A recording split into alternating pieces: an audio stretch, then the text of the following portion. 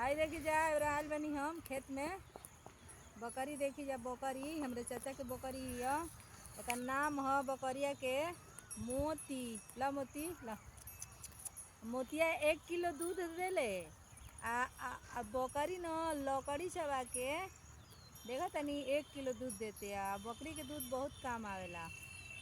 आपो सबके न बकरी के दूध बकरी रखम जना तो बढ़िया से दूध दी तो दवाई ऐसा काम करी।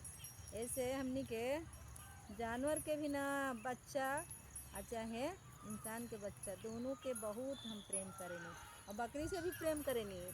देखी अभी भागत या अभी ओकरा मन करते खाए के खाइल दिया। अभी ओकर बचवा हेने वाला सा ले आओ हो बाबू हेने। हाँ ले आओ घास खियाई जा। ला हो मती आवो ले ले ले ले ले मोतिया।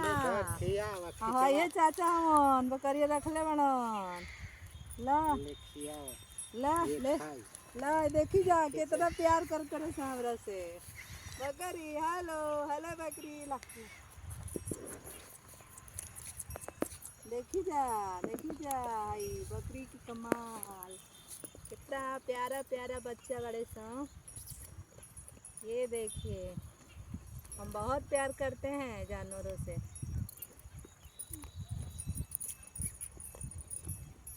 काट बेटा।